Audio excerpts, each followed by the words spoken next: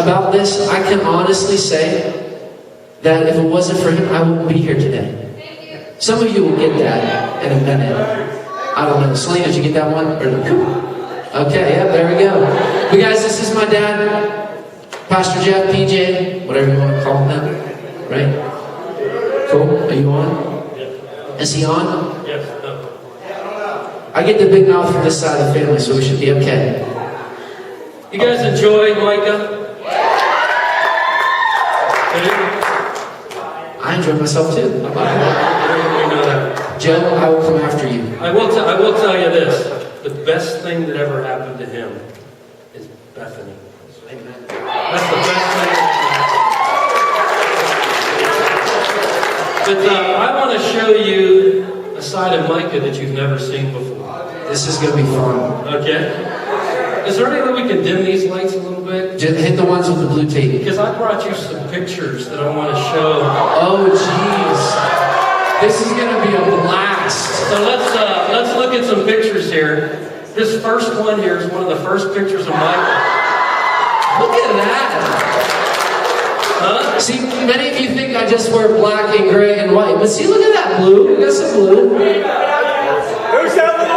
know, that's baby swag right there. All right. Check out the hair on the next one here. Yeah. Those are to all my mullet people. That's it, right there. That's it. Here we go. Next one. Wore that one for 10 years. There's when I baptized Micah, so that was a pretty special time. I got to baptize all my kids, Can actually. you tell he's got the more black hair than he does now? Can you tell that? Go ahead. There he is. Inspector Gadget. Inspector Gadget. Okay, go to the next one. There he is in his bomber jacket. He was actually Easter egg hunting that day, I believe, in the backyard. Next one.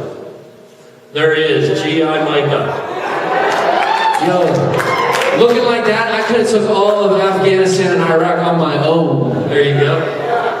There you go. And this next picture here, this is when the call of God came upon Micah's life. He was crying out to God. And this is our family, this next one here. Oh no, Micah really did graduate from college. Look, I got into education. And how about that? One day all of you can graduate and get an education too. How about that? Some people didn't believe he actually graduated, so I wanted to show you that he actually did from college. And I think this next picture is his wedding picture. And that is standing next to Bethany's, my wife Kathy, and me. And the little guy is, we call him Shoulder, or Little Stink. Micah's Big Stink, he's Little Stink. There's a reason why. Too many booby burritos. The blonde behind is my daughter Katie and her husband Seth. And on the very end is Eden. Eden is in Victory School of Ministry. She's 19, she's single, and I have a gun. Yes. And I got one too. All right. Hey guys, give it up for my dad. He's going to preach and bring the word to me. Thank you. It's good to be here in Altoona as I was driving up from Pittsburgh today. By the way, any Penguin fans here? You guys like the Penguins? Do you like the How about Ravens? I'm sorry. It was the hardest Super Bowl I think I've ever watched. I didn't like either team, and I didn't want either team to win because if San Francisco won, it gave them the same amount of Super Bowl wins as Pittsburgh. And it was just the best part of the game came right after halftime when the Raven guy ran back the touchdown, the lights went out. That was the best part of the game. That was the best part of the game. That was great. That was the best part of the game. But Micah asked me to come and share with you a little bit tonight. I pastor a church south of Pittsburgh. Before I was a pastor, I was a school principal for 12 years. And I had a big paddle. And back then we could paddle people. And it was fun. No, I'm kidding. But I was a principal for 12 years. Before that I worked with juvenile delinquents in a juvenile detention center. And so So did that, and then I was a principal, and then I was started a church south of Pittsburgh, and it's called New Day Assembly, and it's a fun church, and I love it there, and it's great. So that's a little bit about me. I've been married for a long time, and as I mentioned, 4 kids, and I have one most beautiful granddaughter in the world. She is the love of my life. Her name is Selah, and I wanted to bring a picture of her, but it didn't turn out that I was able to bring it. But Micah, you'll have to show some pictures of Selah. She's cool. She laughs at me all the time. And she's great. What? She's 6 months. You laugh at me all the time? Is that what you're saying? She's 6 months old, and she is the love of my life. But Micah wanted me to share a little bit, first of all, a little bit about my life and what God has done in my life, and how He has changed my life, and some things that He did in my life. I was raised in this small town. It was a coal mining town, and back when Pittsburgh was known for coal mines, and it was known for a big plant called Westinghouse, where they made steel, and they made these brakes, these big steel brakes for trains and different things like that. In my whole town, that's what people did. Almost everybody worked in this place called Westinghouse. Almost everybody worked there, and except my dad. My dad worked at Coca-Cola. I was the coolest kid around. My dad would bring Coca-Cola home all the time. It was the greatest thing. He used to bring it home, and we used to drink Coke all the time. But the name of the town I was raised in is Turtle Creek. Turtle Creek. It's spelled C-R-E-E-K. Some people mispronounce it and call it Turtle Creek. That's wrong. A creek is a stream. Where I live is Turtle Creek. And so that's where I grew up there in town. And growing up as a young boy, I was the youngest in the family. And growing up as a young boy, my family was pretty strict. Growing up, my dad taught Sunday school in the church all the time. He was very active in the church. And growing up, I was given a choice whether to go to church or not every Sunday. My parents gave me a choice. You go to church or you die. That was the choice. You go to church or you die. So I went to church every Sunday, and I idolized my father. My dad was like everything to me, and he was my hero. And I remember I played Little League Baseball. We had the best baseball team in the world. We won 1 game in 2 years. And the team that we beat in Little League Baseball won the championship. And so, but we won 1 game in 2 years, and my dad used to come watch me play baseball. I played football, and my dad would come watch me play football. And my dad was my Sunday school teacher, and he was I idolized my father. I looked up to my father, and he was everything in my life.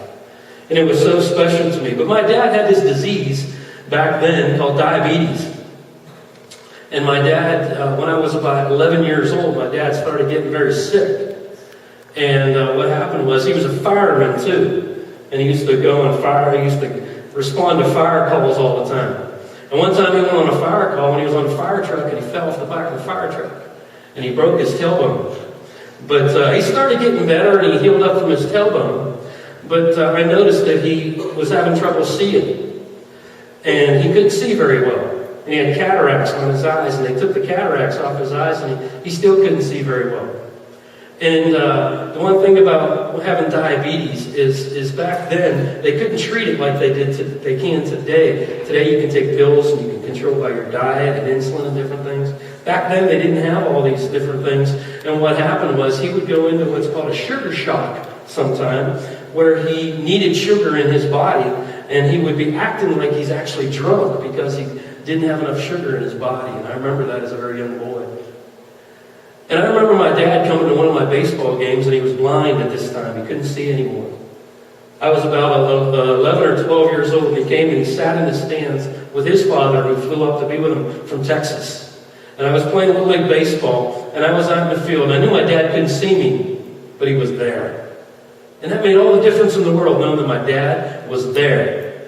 And I can't remember how I played that day, but I remember, I'm sure we didn't win, but my dad was there. And it was a cool thing. And now I was in junior high. Junior high was a very interesting time. A lot of interesting things happen in junior high.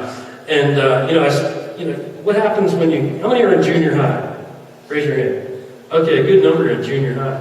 Junior high, all kind of interesting things happen to you. And when you first go into junior high, you like get pimples on your face, man. And you start changing, and things start happening to your body, and you start recognizing people, and you start looking at girls and guys, and kind of a lot of things change for you in junior high. I was in junior high, I was going through all kind of changes and things happened in my life, and I played on the junior high basketball team. And we had a game. And I knew something was going on because my brother was in the Army. In fact, my brother, some of you may have read about Vietnam. And in the history books, read about the war in Vietnam, the conflict in Vietnam. My brother was drafted, and he was drafted to go to Vietnam. And 2 weeks before he was supposed to go to Vietnam, they quit sending troops to Vietnam, so he went to Germany. And what was cool is what my brother did in Germany is he was in this camp, or what it was a prison. And there was one guy in this prison. One guy. It's a prison that should have had thousands of people in it, but one guy was in this prison. And what's amazing, there were 4 different countries that guarded this guy. This guy's name was Rudolf Hess. Rudolf Hess was the #1 henchman that worked with Adolf Hitler. And he was still alive. A lot of you heard of Adolf Hitler. And Rudolf Hess worked with him. My brother worked in the prison to guard him. But what happened was my brother came home kind of unexpectedly. And I was surprised that he came home. And I didn't really know why. A day after he came home, I was laying in bed and sleeping, and my sister came in to me. And I was getting ready. I had a basketball game that day. I was excited. I was going to go play the game, and my sister came in and she tapped me on the shoulder. And she said, "Daddy died last night." And my world about ended. Right there. I couldn't believe it, you see, because my grandmother and grandfather lived with us for a period of time. About 6 months before that, my grandfather died, or my grandmother died. About 6 months before that, my grandfather died. So within a year, my grandmother and my grandfather both died. And then with that too, I used to walk to school with this one friend of mine. We used to walk to school every day together. One day he didn't show up. And the next day he didn't show up. And I found out a few weeks later he died of leukemia, and he was 11 years old. So in 1 year, my grandfather died, my grandmother died, my good friend died, and now my father died. And I couldn't believe it. I was 12 and a half years old. And my world had ended as far as I could see. I didn't know what was going to happen. I didn't know what I was going to do. And, I remember going to the funeral home. And I remember walking into the funeral home and seeing my dad in a casket. It just freaked me out completely. I never thought that would happen to me. That only happened to other people. That at 12 years old, my dad was laying in that casket, and I was up there, and I was just staring at him. And a friend of mine came up to me, and he said, "How you doing, Jeff?" And I said, I don't know. And he says, "Did you sleep last night?" I said, "No, I haven't slept in days." And he handed me these pills. And I took these pills. And I don't remember anything else that happened within those last 3 days. During the funeral, it's total blur to me. The next thing I remember is that I remember driving to the funeral home with my mom, and we were in a limousine, and it was pouring down rain, and my mom was opening and closing the windows. It was pouring down rain. And, to this day, I don't know really what he gave me. But something happened to me then. I told you that I was raised in the church. I was in the church all my life. And in the church I was in, when you went to church on Sunday morning, if you didn't miss a Sunday, they gave you a badge.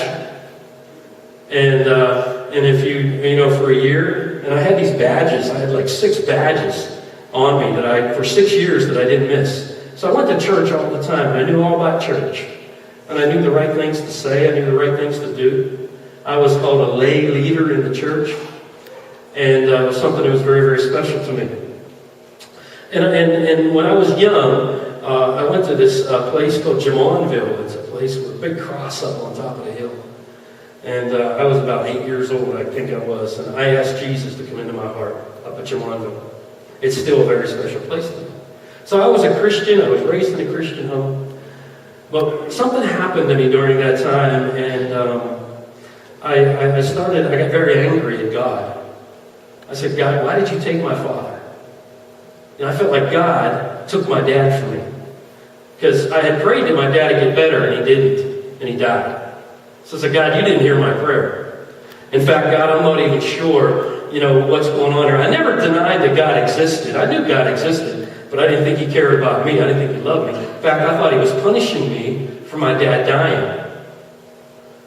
And actually, at the funeral home, I can't remember meeting him, but at the funeral home, my mom introduced me to this guy. His name was Duke, and Duke was our youth leader at the church. He was new to the church, and he was a youth leader. And he came up to me, and he started meeting me after school. He started meeting me after school, and he started taking me to his house to have Bible study. And I went because that's what I needed to do. But I didn't really want to go because I went to church because my mom made me go to church. Started hanging around some things and started doing some things, experimenting with drugs and drinking. Nothing real serious, but I got into some trouble with the law and some things like that happened from time to time. But basically, I did it all because I was angry on the inside. Nothing really stuck. I never really continued to do any substance abuse or drugs or anything like that because I remember smoking a joint one time and it didn't do anything to me. I didn't get high. And I said, this is stupid. So I just threw it away. And, I took something else. And I just, this is stupid. So I just forgot about it. But there was a struggle going inside of me because I wouldn't let people get close to me. I wouldn't let people love me. And my dad, I mentioned my dad was a fireman, so the one thing that my dad had a lot of friends who were policemen. And the policemen, I'd be out with my friends at night, and the policeman would see me. This one policeman specifically would see me. His name was Mr. Harper. He would see me, and he'd call me over, and he'd put me in his police car. And I would sit in the back of his police car, and he'd drive around with me all night long in the back of his police car. Now, at first, my friends thought this was pretty cool. They thought I was getting arrested or something. And then what happened was he just put me in a police car to keep me out of trouble all night long. And he would take me with him from place to place. But Duke, I thought he was really cool. And one of the reasons I thought he was cool when I first met him is he had slit his thumb open and he had stitches through his thumbnail. And I thought it was the coolest thing in the world. He had stitches through his thumbnail. And so I said, this guy's pretty cool. And he was actually, when he was younger, he was part of a street gang in Pittsburgh. And many people don't realize that there are gangs in Pittsburgh, but there are. And there are gangs everywhere. And he was part of this gang in Pittsburgh. So I kind of said he was pretty cool. So I would go to his house. And his wife, they didn't have any kids. So he'd pick me up after school. We'd go to his house. And I'd spend some time with him.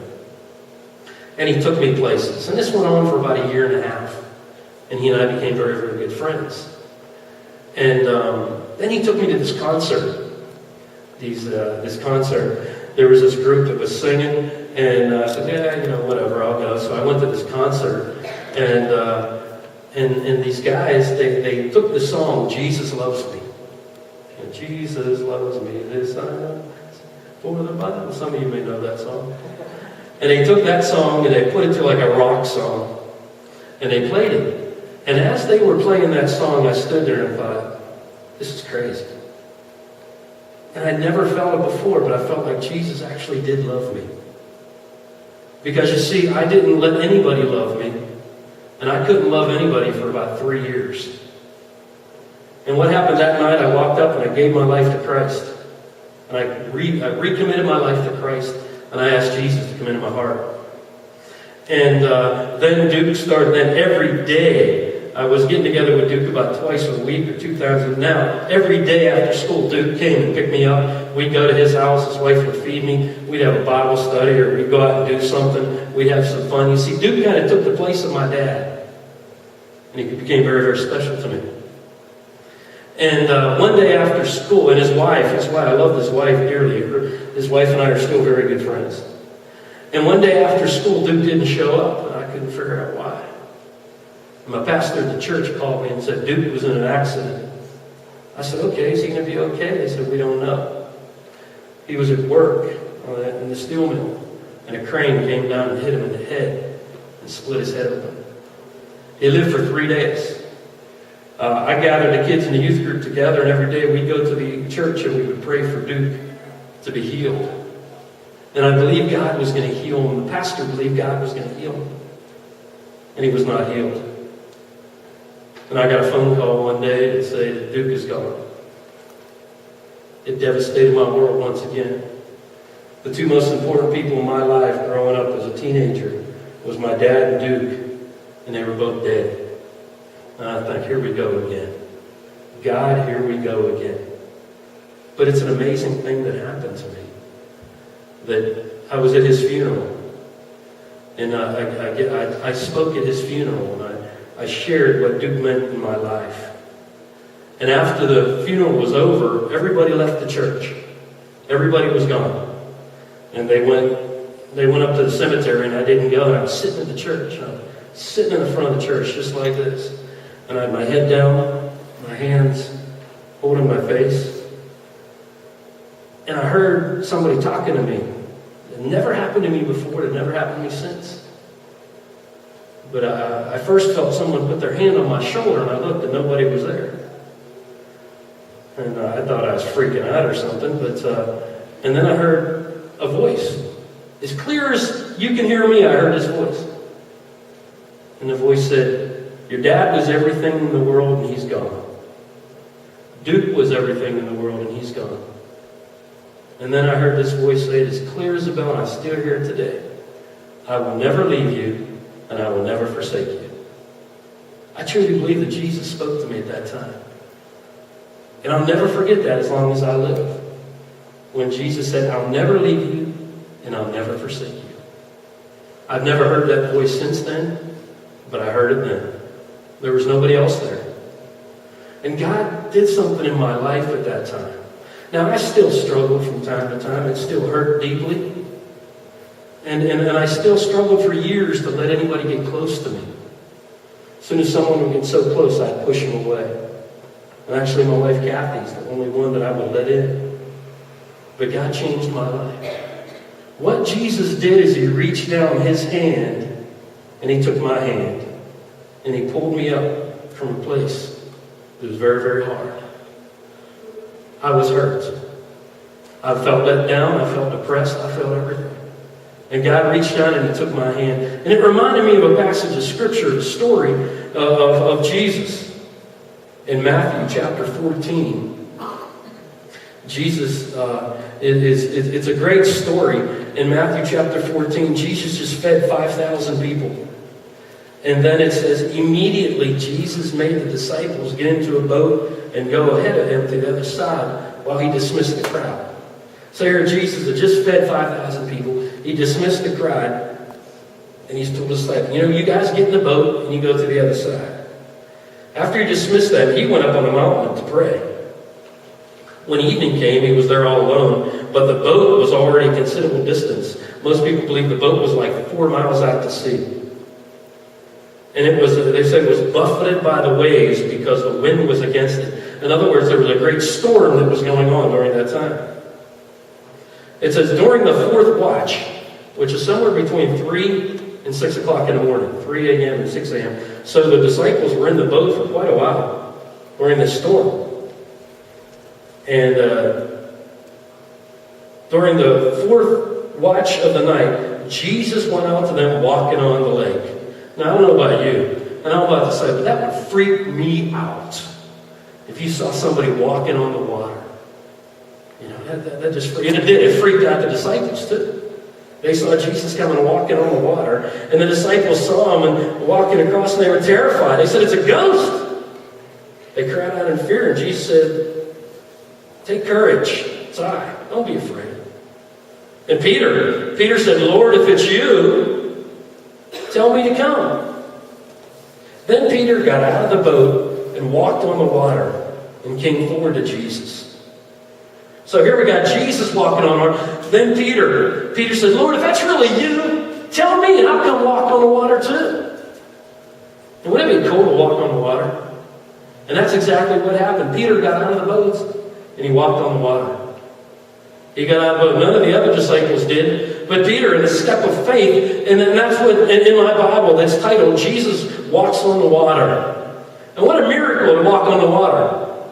But think about it. Jesus created the universe, man. He created the earth. He created everything. And if he can create everything, can he walk on the water?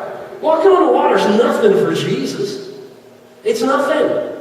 So, to me, that's pretty cool that he walked on the water. But even more amazing thing is that Peter got out of the boat and Peter walked on the water. I mean, Peter was just like you and I. I love Peter. Peter's one of my favorite people in the Bible because Peter did all kinds of stupid things. And he would say dumb things. And Jesus always thought, come on, Peter. He was always saying, come on, Peter. You can do better than that. Come on, Peter. Oh, ye of little faith. Come on. And what happened here, it says, then Peter got down out of the boat, walked on the water. But when he saw the wind, he was afraid and began to sink. And he cried out, Lord, save me. It says immediately Jesus reached his hand out and caught him. He said, oh, ye of little faith, why ye doubt? And when they climbed into the boat, the wind died down. Then those who were with the boat worshiped him, saying, truly, you are the Son of God. I love this story. And there's a number of things about this story that kind of strike me. Yes, Jesus walking on the water. Yes, Peter walking on the water. Those two things are really cool. But there's some other things that really speak to me right where I am. And speak to me where I was and where I am today. Jesus has just fed 5,000 people with just a little lunch. And the people were coming to hear Jesus, and they were excited about hearing Jesus. They were pumped. They were excited, because every time that Jesus came to town, something happened. A miracle happened. Wouldn't it be great if somebody came in here and gave me, a few Big Macs and a few orders of French fries? And I said, hey guys, you hungry? And you say, yeah. And I say, Lord, bless this food. And then we start passing around the Big Macs and French fries. And you had 2 or 3 Big Macs. Maybe 4. And you had so much, you were full, you couldn't eat anymore. That's what Jesus did. And then it said he got tired. And he sent the people away. And he said to the disciples, guys, you go over to the other side and I'll meet you over there. Now, I often wondered, how was Jesus going to get over there? The disciples never really thought about that. But how was Jesus going to get to the other side?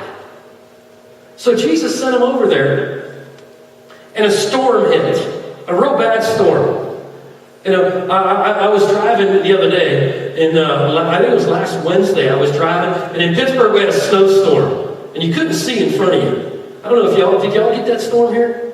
I mean, it was terrible. And you couldn't really see in my car. I have a little car, and it was kind of being blown back and forth, and it was a little freaky, actually, a little scary, but I got through the storm. And so here's the disciples. They get in this boat late at night, and they go, and Jesus said, go to the other side. So Jesus sent them to the other side into a storm. Jesus sent the disciples into a storm. You understand what I'm saying?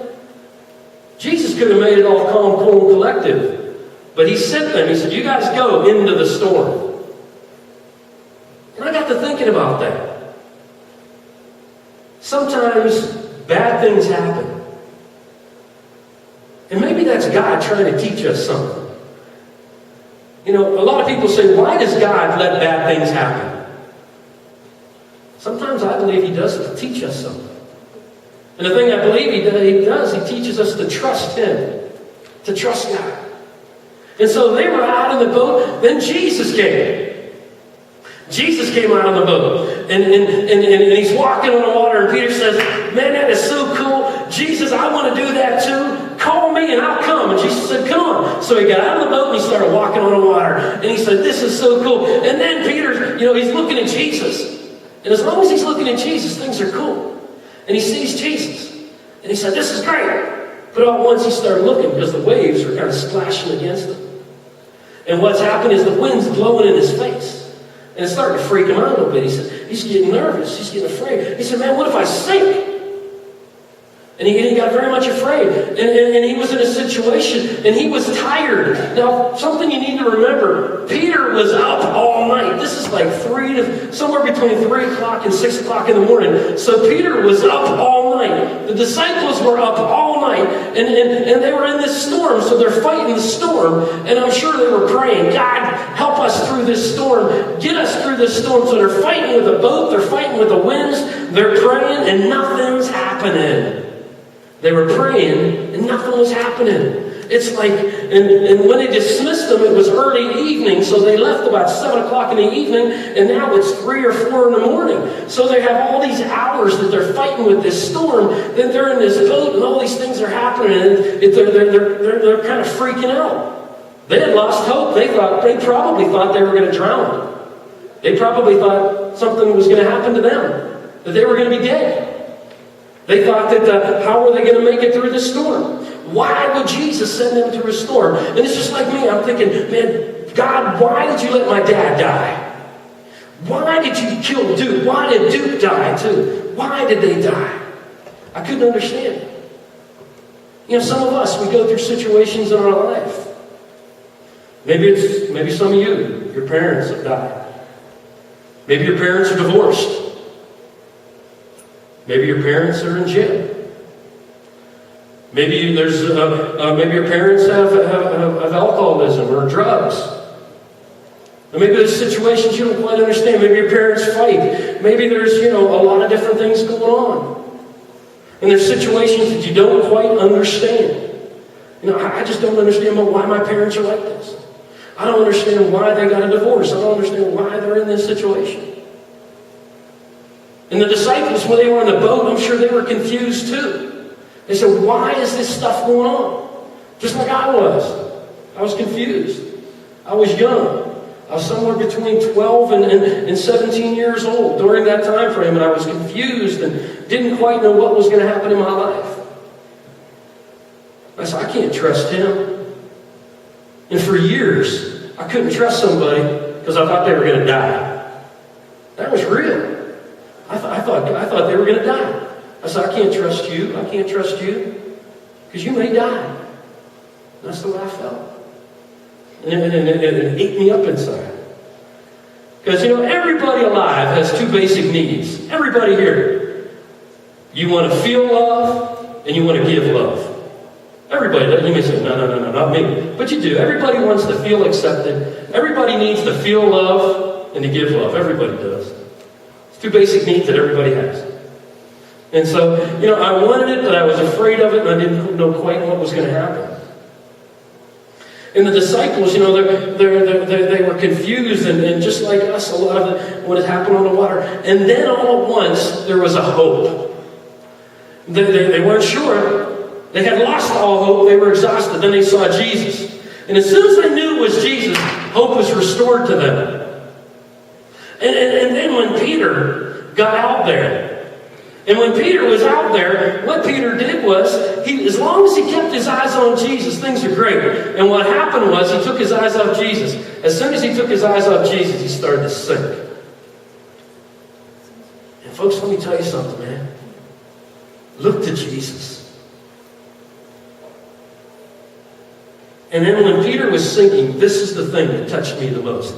This statement, if you forget everything else, remember this. It says right here that Jesus reached out his hand and he caught him. You see, that's what Jesus did to me. I was in a place where I didn't trust anybody. I didn't like anybody. I was very angry on the inside. And Jesus reached out his hand and said, Jeff, I'm here for you. I'll never leave you, and I'll never forsake you. And you know what? He never has.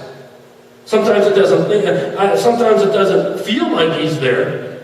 Sometimes I don't quite understand why things happen. Something happened a few years ago in our church, and I just didn't understand why things happened, but God's still there. And he wanted me to trust him, and he wanted me to come and be with him. But what he did is just like he did for Peter. Man, he reached out his hand. Peter was sinking. Peter was dying. He was going to die. And Jesus reached out his hand, he grabbed him, and he pulled him out of the water. But he didn't just pull them out of the water. What he did then, he stayed in the boat with them till they got to the other side. That's pretty cool. He stayed with them. He didn't just... See, Jesus just won't come into your life and leave you.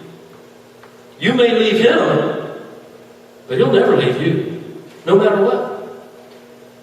That's what a lot of people say, Jesus left me, man. Jesus is not the one who moves away. We do. We're the one that quit praying and reading the Bible and coming to Refuge and going to church. We're the ones that do that, not Jesus. Jesus is still waiting there.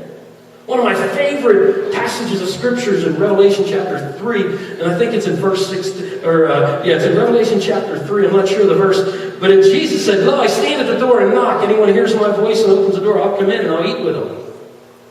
And I'll sup with them." What's cool is, there's a painting that was made. There was a painting that was made, and in that painting, you look at it, Jesus is standing at the door. And at the door, there's no handle for Jesus to go in. It's like over here. Okay, there's a bar here, but the door that Jesus is standing at, Jesus can't open that door. It can only be opened from the other side. You're the only one that can open the door. Jesus is standing there. Jesus is reaching out his hand. And he's reaching out his hand to you guys today. And I look back on my life now. The experiences that I've had in my life. And the situations that I've been through. And God has blessed me tremendously. My oldest daughter, Katie, her and her husband are in ministry with us at the church. And Micah is here. Doing a fabulous job. My other daughter, Eden, is studying for the ministry now. And my young son, Schuler, he's 11 years old, and I think he's going to be a professional wrestler. But he just likes to wrestle and have fun. And my wife, the love of my life, I love her to pieces. God has blessed me with a wonderful church. And I look back and look at all the things that happened to me, and I can see how God prepared me for the calling that I have today. The experiences that I had in my life prepared me for what I'm doing today. You may have gone through some terrible things. You may be in some things right now that are blowing your world away. But the point is, Jesus is right there with you. I must have banned to come up here for a minute. And when Jesus offered his hand to Peter, Peter had a choice. Peter could reach up and grab his hand, or Peter could sink. When I was at that altar, when Jesus spoke to me, when Jesus said to me, "I'll never leave you and I'll never forsake you," I could have done one of two things. I could have said, "You know what? Forget you, man. I'm out of here. You killed my dad. You killed Duke. You don't love me anymore." But I made a choice at that time to take the hand of Jesus. And he pulled me up. And he strengthened me. And amazing things. God's done amazing things in my life, and God will in your life. And the band's going to play. And I'm going to ask you right now,